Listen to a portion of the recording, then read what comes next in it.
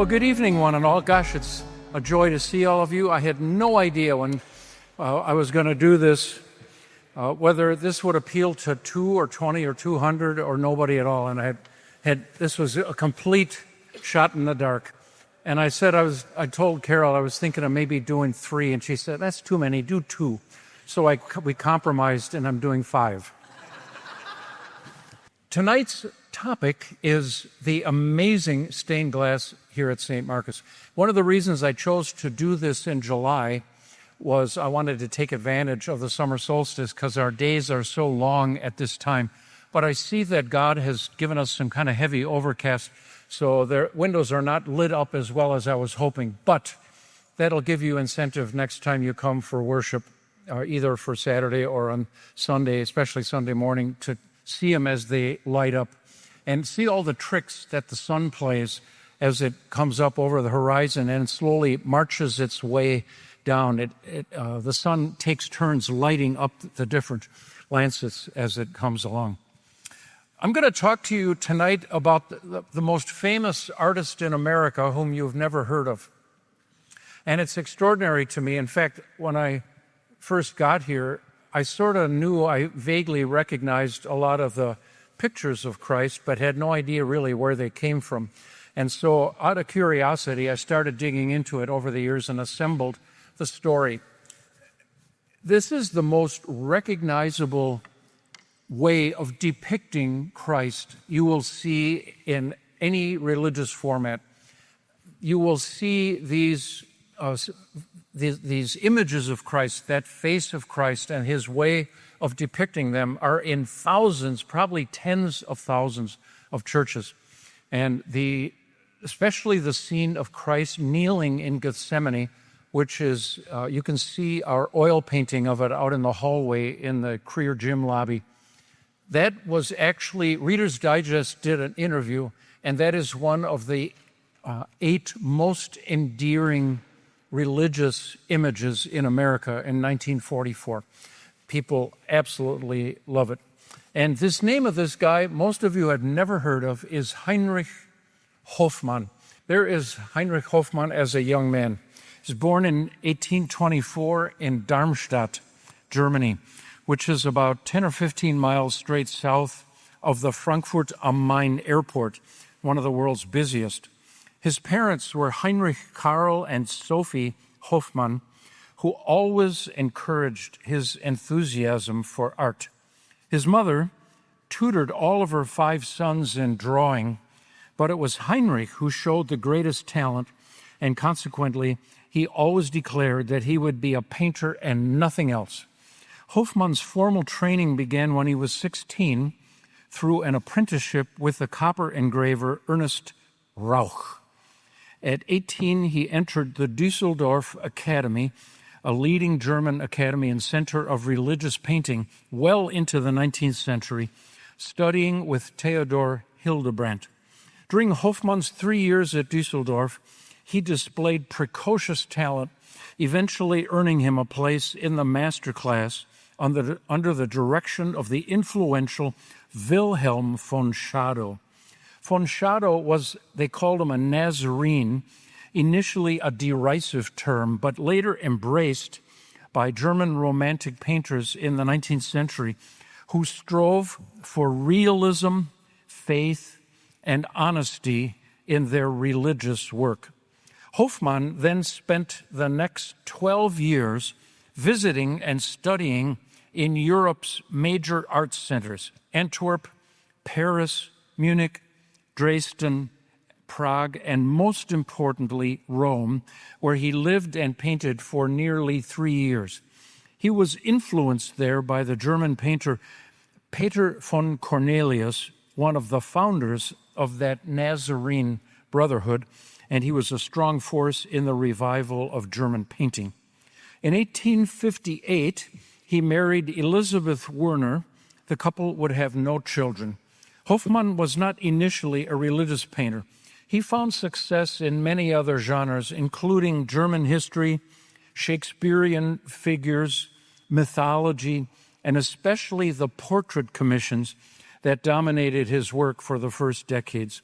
Although portraiture filled him in the long run with emptiness and fatigue, it did provide the necessary financial support for himself, his often ill wife, and the numerous charitable concerns to which they generously would contribute.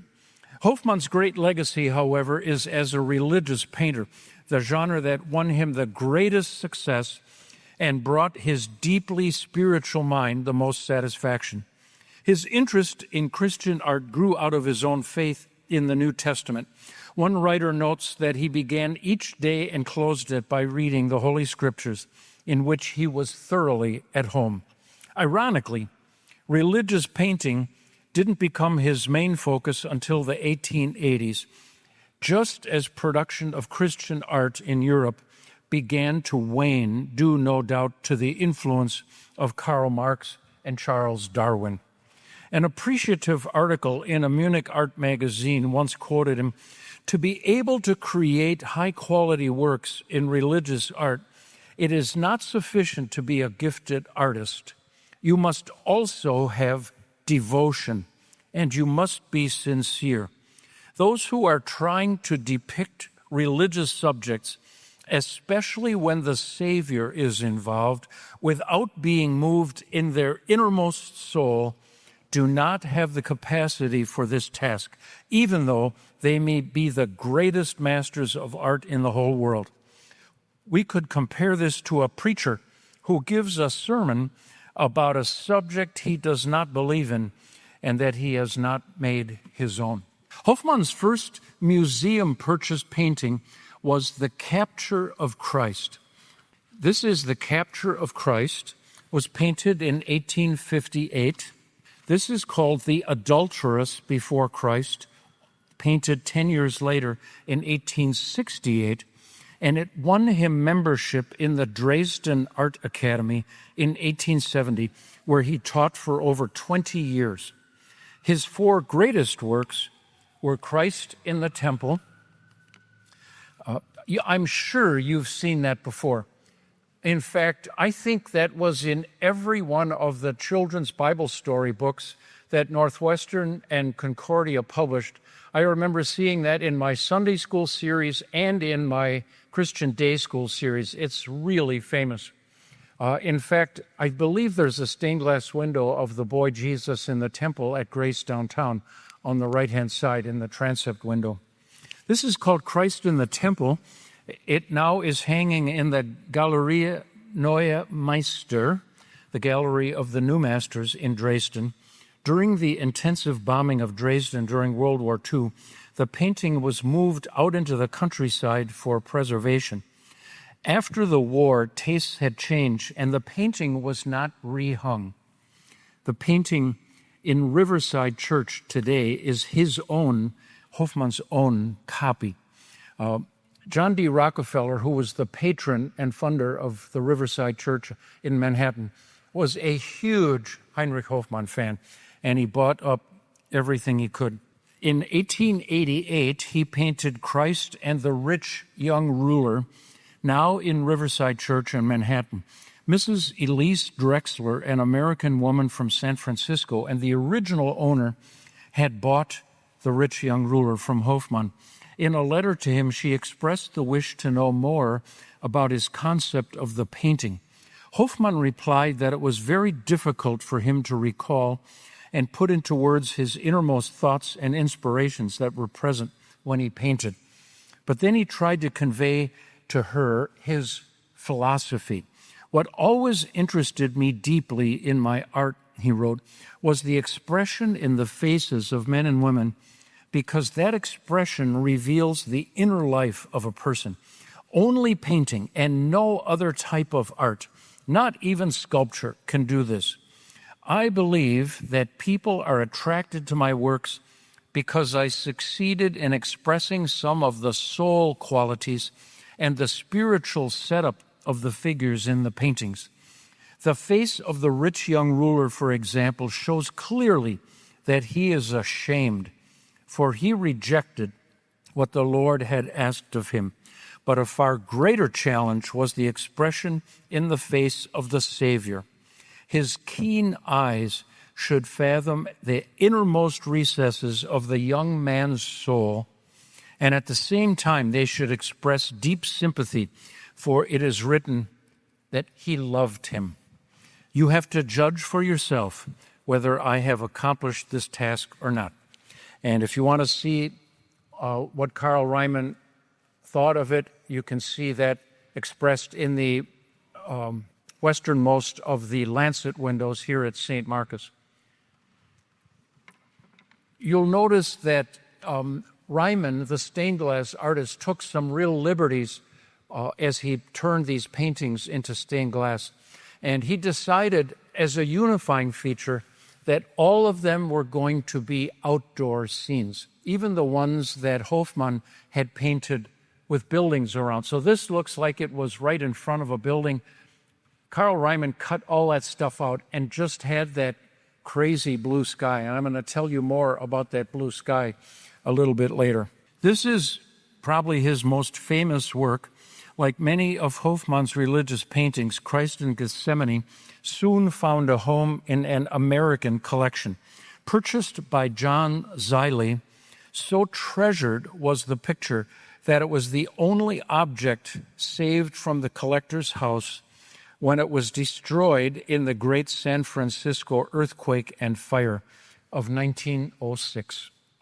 Likewise, reproductions of the original have found appreciation in millions of Christian homes and churches since the painting's completion, as a painting, but especially as a stained glass window. Even into the next century, the painting's popularity did not wane. In 1944, this iconic painting was rated by Good Housekeeping magazine as one of America's 8 favorite pictures.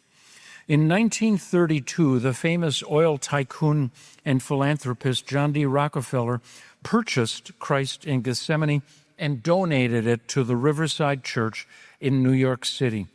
Of the painting, he stated, "I've always been interested in the picture, but never felt that an individual ought to possess it, such a rare treasure. I feel it should be made available to the general public."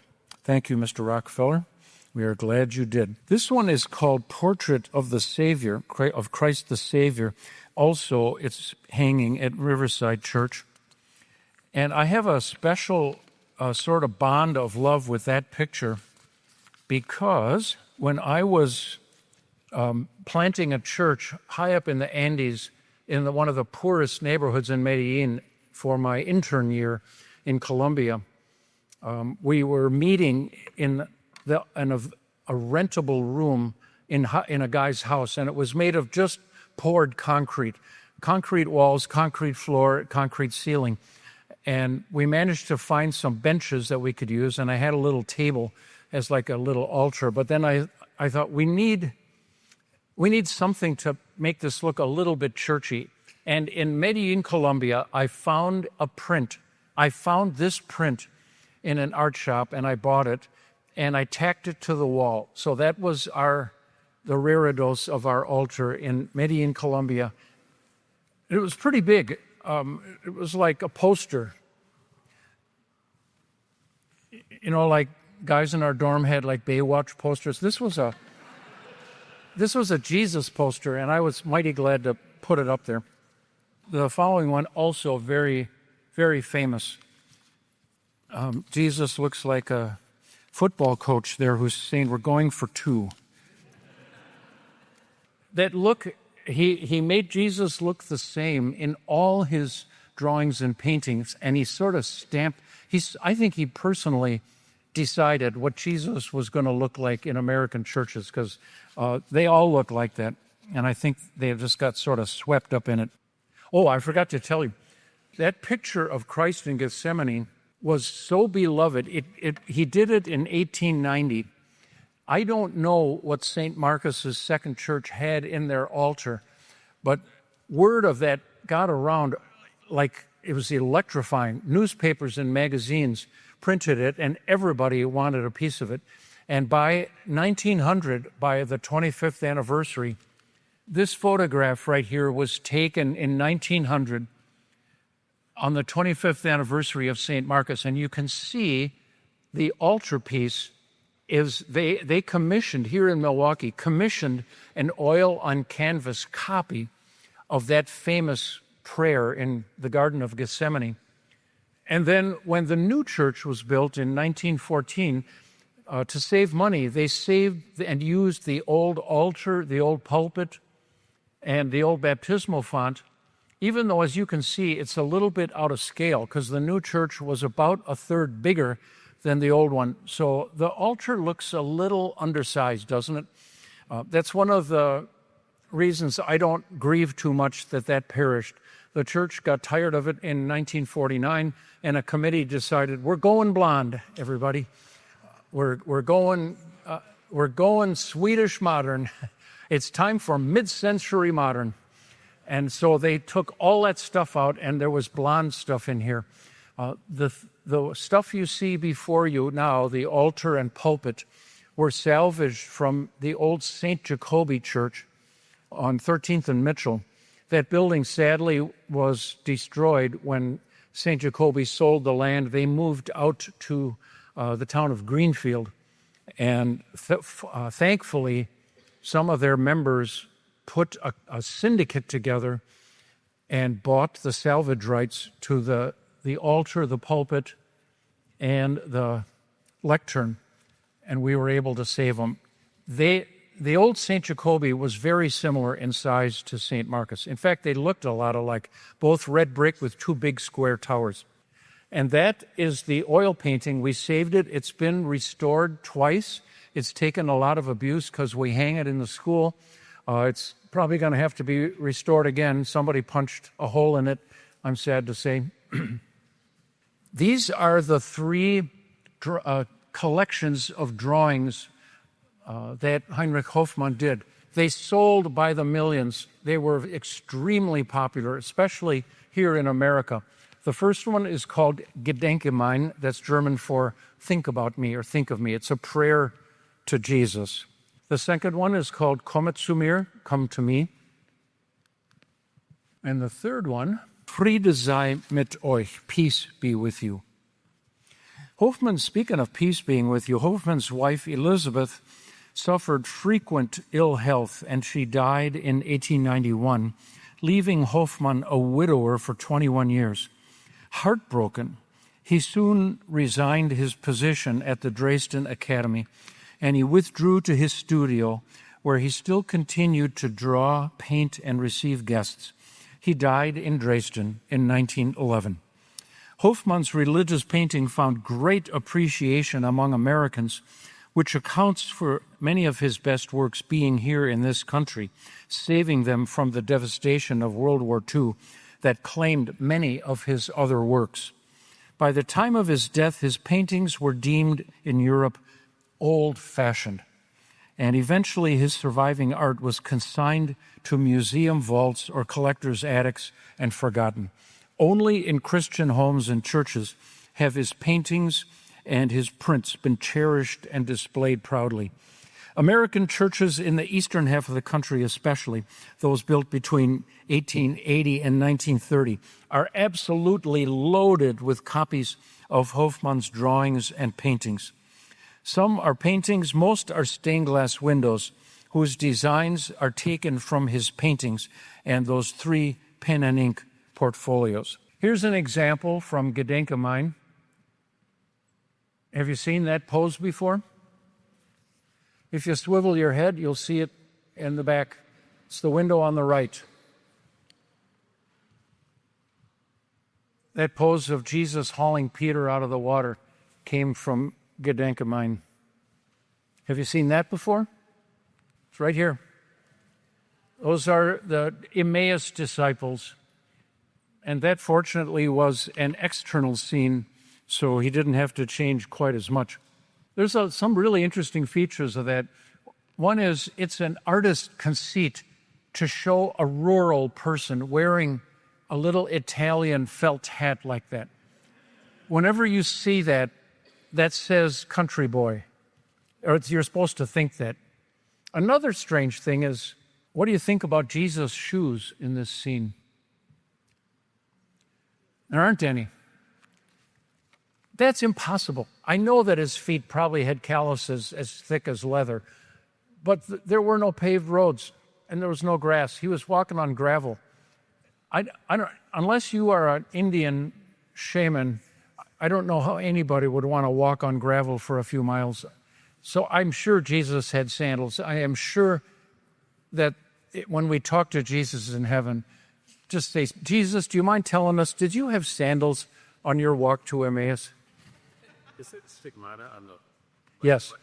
I think that's probably the reason they left the sandals off, to make sure you could see the puncture wounds in the top of his feet. Incidentally, that is replicated in the polychromed statue of Christ, the ascending Christ that we get to look at every Sunday in church.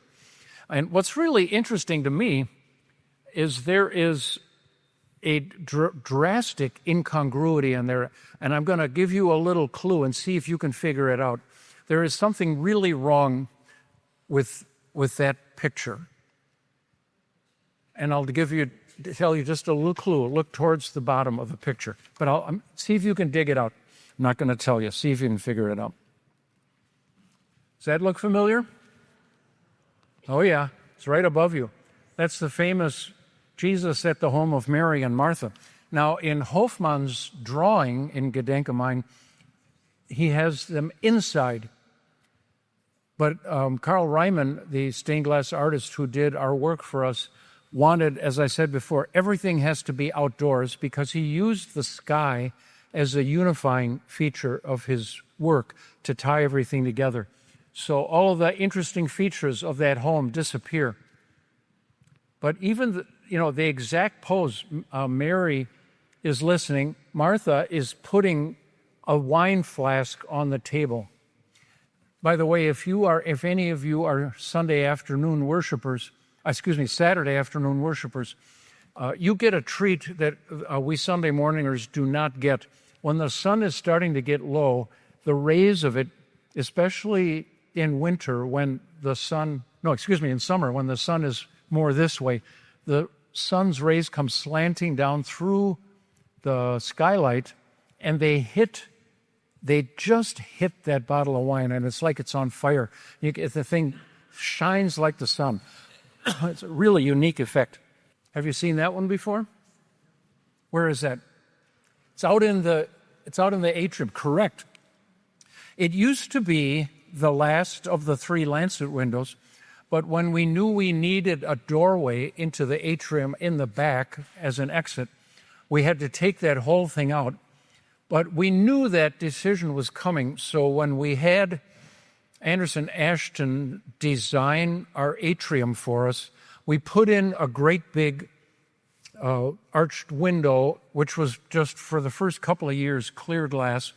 Then we mounted the twin windows, one of Jesus and one of Mary, in there, and then we expanded the scene, and I'll tell you more about that a little bit later. But the original design came from Heinrich Hofmann's drawing books. Have you seen that one? It's the second one on your left. And as you can see, Karl Reimann decided to simplify the scene, and I'm a little sad he did, because not sure if you can see this very clearly from where you're sitting, but what's above Mary's head? There's an angel. Isn't that a sweet thought? That the Father is looking down on his Son now, who's encased in human flesh. There's a death threat on the little boy. If Herod's assassins catch up to him, he's going to kill him. And I never had thought of that until looking at Hofmann's picture, that God had an angel there. There was nobody going to lay a finger on Jesus till his work got done. There's another unique feature of this particular drawing of Hofmann's that Karl Reimann, our stained glass artist, also changed. And I'm a little dubious about that. Jake spotted it. Yeah, he's got a baseball bat in that picture. But what did Hofmann draw? A gigantic axe, like Gimli the dwarf's axe. And I think I know why. That maybe looked a little too creepy. Reimann is thinking there's going to be children, and they're going to be creeped out by that as a weapon. Plus, when you're carrying an axe like that, it looks like you're asking for trouble. You're flashing your weapon. Like a walking stick might have been thought as being a little less intense. Anyway, that's my theory, and I'm sticking to it. Here are some examples of stained glass using Hofmann's designs from all over the country. This is the Congregational Church in Austin, Texas. This is Spring Valley Methodist in Indiana. Emmanuel Lutheran Church in Seymour, Wisconsin. This is from First German in Manitowoc. You can see they're not this close in real life, but they're put together just to consider it. But on the left, you can see the Emmaus disciples, and on the right, Jesus and Mary, the weeping Mary. They look exactly the same, don't they? Here is an abandoned church in downtown Philadelphia called Frankfort Central Methodist. You probably can't see it too well, but the central panel, I believe, are the Jesus and the Emmaus disciples. Isn't it sad that a church that big would have to be abandoned and all that gorgeous glass is going to be viewed by people, by worshipers no more? These three are from Jerusalem Lutheran Church in Morton Grove, Illinois, Chicago suburb. There's Jesus fishing Peter out of the water. There's Jesus and Mary. Aren't they just exactly like ours? Like, you want to say, the Neuve, they're copying off of us. Here's the Emmaus disciples. Looks just like ours, even down to the Italian hat. Looks like Harpo Marx, doesn't he, in the middle there? This is Newark Central Christian, Jesus and Mary. This is from the old Reformation Lutheran Church on 35th and Garfield in Milwaukee. The congregation still, I believe, exists, but they no longer own the property. They had to sell it. I think they're still meeting somewhere. Very sad. Reformation Lutheran is famous because Albert F. Siebert was a member there. Do you know who Albert F. Siebert is? Siebert Foundation. He's the Siebert of Siebert Foundation. Albert F. Siebert owned Milwaukee Electric Tool in the 1920s, and his business was growing, and then the Depression hit, and his business was just blasted. He got down on his knees after a very bitter year when he was afraid he was going to lose the company, and he prayed as hard as he could, Lord, if you allow my business to survive, when I retire, I will give it to you. And he did. He sold the business for $60 million, and that became the corpus for the Siebert Lutheran Foundation today. The corpus is now many times bigger than that. They've invested well, even though they give money to a lot of wonderful, primarily Lutheran causes. And this was where he worshiped. It's a really beautiful window, isn't it? The coloration and intensity of those golds is absolutely magnificent. A tremendous piece of glass. This is St. Paul's in Ardmore, Pennsylvania. Different St. Paul's. This is St. Paul's Wells Church in Franklin, Wisconsin. I'm going to say, man, everybody's ripping us off. They're all just stealing our pictures. And they think we're stealing their picture. Here's First Presbyterian in Corvallis, Oregon, one of the few that I found way on the West Coast. And there's from St. Paul's in Saginaw.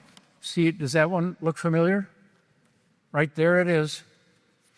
By the way, that cross, that like a processional cross with a little pennant fluttering from it, that is an artistic conceit when an artist wants to show that it's John the Baptist.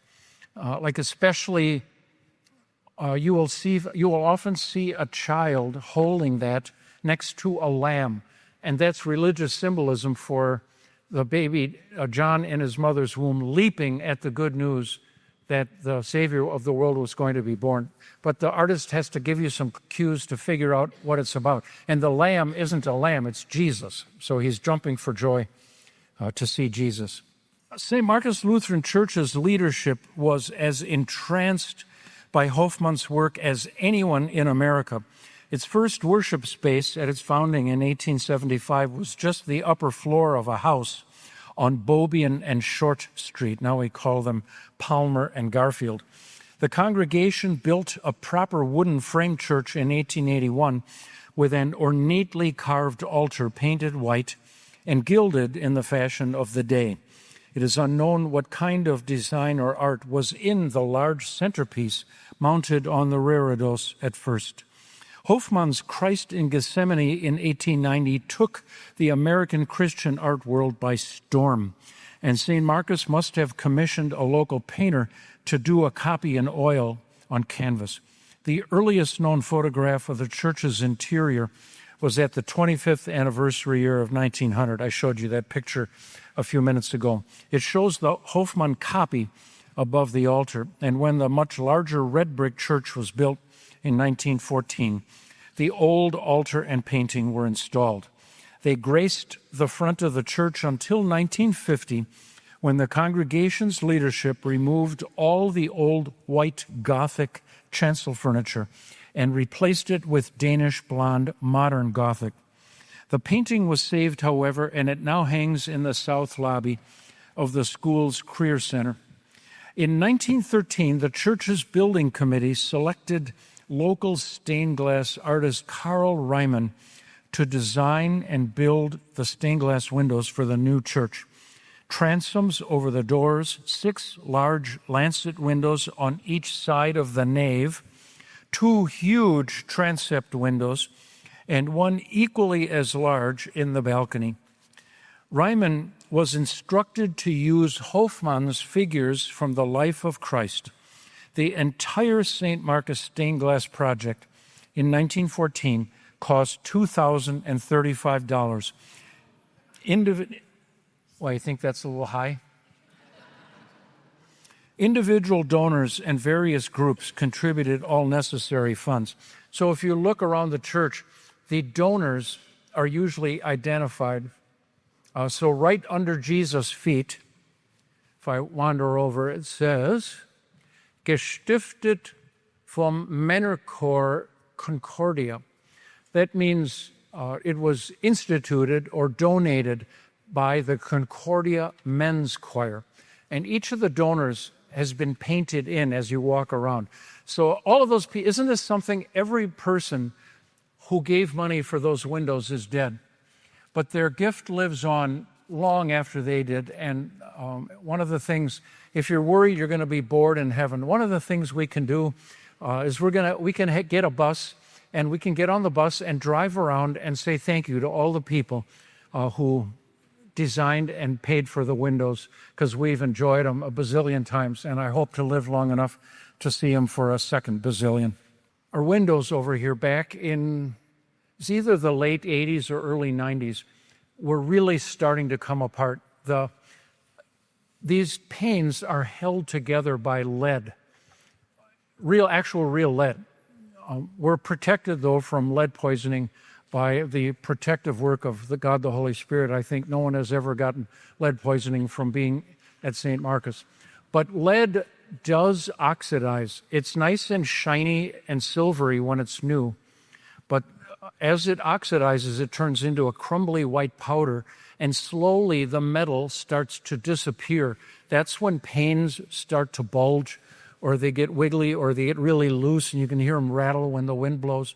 And also the iron strapwork, one of them had given way, and its support bracing was coming loose. And Pat organized, this is the Altar Guild, I'm telling you, not the facilities team or anything else. She knew we were running off of fumes financially in those days. The Altar Guild took on the project. She, with her as a spark plug, raised $45,000 to enable that entire window to be taken to the shop and reletted. We've actually had a number of pieces of work done. One time I came and saw that there were 2 little holes in the window here, and I could see another hole above where I used to sit. Somebody had fired a .22 rifle and punched a couple of holes in. There were also some badly mismatched panes. Anyway, You can see the names of the donors at the base of the windows. Carl Reimann was born here in Milwaukee in 1873 of a Swiss father and a German mother. He attended Lutheran schools in Milwaukee and then studied with Wisconsin artist Richard Lorenz and with Max Tady at the Royal Academy in Weimar in Germany. He set up a studio back home here in Milwaukee at what was then the address 521 Jackson Street. Now it would be in the 900 block of Jackson. In other words, in the block, one block north of St. John the Evangelist Cathedral, the Catholic Cathedral, in the next block north on the west side of the street was where he had his studio. And he established a painting and art glass practice for over 40 years. Unfortunately, he lost his business in the Depression in the 30s. His home was at 116 East Wright Street, right in our neighborhood. You've probably driven past his house numerous times. The two phenomenal windows in the portal to the Milwaukee Common Council chambers in City Hall are believed to be his work. He died in 1937, was buried at Union Cemetery. Here are those windows. Have you ever seen them? They're really spectacular. They're worth, if you're ever downtown and the parking's not too bad, park someplace on Kilburn and walk into City Hall and take those beautiful ornate steps up to the second floor and go to the, I believe it is the north end of that elongated building. And you can see these. You don't have to go into it. They're not restricted access. You can see them. That's the seal of Milwaukee. And there you see City Hall itself in stained glass. They're just gorgeous windows. I should tell you also, it is my belief that Carl Reimann also, since he did the windows, and he was a painter too, I believe that he painted these two oil on canvas paintings high up on the left and on the right, way up there. Thanks to Bob Ream, who said, you can't hardly see them up there, they're in the dark. Those two spotlights were put in by Bob Ream, and you can, next time you see Bob, you can thank him. And so on the left, you see the Easter morning women bringing their spices, the 3 or 4 saddest women in the world. And on the right, you can see some angels with some very good news. And something I didn't notice right away, because I always would look at their faces. The angel on the right is taken no prisoners, and he means business. How can you tell? He's got a flaming sword. In fact, that might be an interesting little artistic suggestion that that angel on the right is one of the seraphim, because in Hebrew, saraf means to burn. I found this in an old magazine. This is one of his advertisements, and a little bit of it's in English, most of it's in German. And he lists all of his endorsements along the right, and guess who's at the top of his list? Clearly, the church of which he is the proudest, ta-da, St. Marcus. And when he needed to pick a fabulously beautiful church to brag about his work, it's obvious to me that, of course, he would choose St. Marcus. These are part of our windows as well. How many of you have ever seen that one? You have to be in the balcony to see them, or outside when it's dark, when the church is lit up. They're almost impossible to spot because they are medallions at the top of the lancet windows, and the way our wraparound balcony is built, they block from sight. So the only way you can see them is if you're in the choir and you walk right over to them and you bend way over and stick your face down, you might be able to catch a glimpse. So to save you that trouble, I'll show you there's 12 of them, 2 in each of the 6 lancet windows. This is the Alpha and Omega, the first and last letters of the Greek alphabet. Die Heilige Schrift, which is German for what? Holy Bible. Whoever said that is correct. What's that? 10 Commandments. This is Christ, the anchor of our soul. It was not so much used anymore, but 100 years ago, that was a very soothing and familiar symbol that Christ was like the anchor in our life. When the gale is blowing our little boat of our life around, we're anchored in Christ. This is the cross and the crown. It's a beautiful reference to the book of Revelation's promise. Hold on to what you have so that no one can take your crown away. This is a dove, a little hard to see. That's the dove of peace. There's Noah's ark. They're kind of a pair. That's how Noah knew it was going to be okay. When he sent the dove flying out and the dove didn't come back, means she found a place to land. There's a communion chalice and a baptismal font. I got a little bit better picture of it. I leaned way over and stuck my camera way down. It's kind of an interesting little font, isn't it? Here is the cross anchoring our faith on the rock. We're building our hopes and our house on the rock. High on the east wall of the atrium is the window of the resurrected Christ with Mary Magdalene. The two panels in the center figures used to be in the lancet window on the north side of the church nave. When the lower half of the window was opened up in 2003 to provide a doorway into the atrium, the panels of Jesus and Mary were hung in the large overhead window at the east end. Andrew Paremsky of Enterprise Art Glass in Milwaukee was engaged to design and execute an expanded scene of Jesus' tomb. The eerie periwinkle blue and butterscotch background is called Kokomo glass. Mr. Paremsky went to the Kokomo Opalescent Glass Company in Indiana personally to supervise the rolling of the molted glass that became the skies behind Jesus. And I got to tell you about that. He needed them to match the flanking window, especially there's a big wad of sky on the right panel. So Mr. Paremsky built 6 big panels, 2 flanking and then 4 above. Those look like they go back to 1914. In fact, they don't. They were built in the middle 2000s, in the aughts, like about 2006. And people say, oh, they can't do that kind of glass anymore. Oh, yes, they can. Nobody would ever notice by glancing at that window that the outer edge are 20 years old and the center panels are 110 years old. He did a perfect match. And he told me about Kokomo glass. This is stuff I didn't know, so now I'll tell you, now we'll all know. It's called opalescent glass. It's a spooky kind of glass that Tiffany Studios in New York loved to use. And unfortunately, our light is getting a little dim.